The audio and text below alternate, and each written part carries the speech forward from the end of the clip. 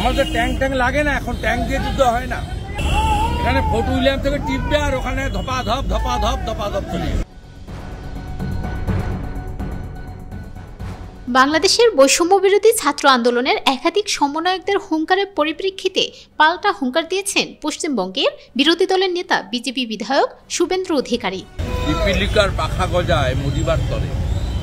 তিনি বলেন, বাংলাদেশকে জবাব দিতে 5 থেকে 7টা ড্রোনই যথেষ্ট, তাতেই ওদের অবস্থা ওসামা বিন লাদেনের থেকে খারাপ হবে। রোববার কলকাতায় সাংবাদিকদের সঙ্গে আলাপকালে এই মন্তব্য করেন তিনি। ভারতের সামরিক শক্তির প্রসঙ্গ তুলেও বাংলাদেশকে কটাক্ষ করেন শুভেন্দু। তার দাবি, পশ্চিমবঙ্গের বালুরঘাটে বাংলাদেশের তরফে ট্যাঙ্ক মোতায়েন করা হয়েছে। তিনি বলেন, কিন্তু তাদের মনে রাখতে হবে এখন ট্যাঙ্ক বা বন্দুক নিয়ে যুদ্ধ হয় না।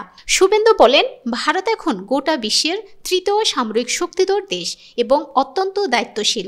দুর্বল দেশকে কখনো আক্রমণ করে না।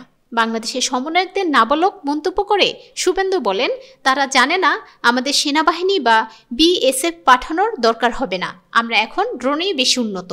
এ সময় বিজেপি বিধায়ক আরও বলেন, ওরা বালুরঘাট সীমান্তে কটা ট্যাঙ্ক নিয়ে এসেছে, সেগুলোকে শ্যাওলা খড়গাদা দিয়ে সাজিয়েছে, কিন্তু আমাদের ট্যাঙ্ক লাগে না, কারণ ট্যাঙ্ক দিয়ে এখন যুদ্ধ হয় না, বন্দুক দিয়ে যুদ্ধ হয় না, জনবলও লাগে না। আসলে ওরা 60 থেকে 70-এর দশকে আছে। এখানেও ফোর্ট উইলিয়াম থেকে টিপবে আর ওখানে ধপাধপ হয়ে যাবে।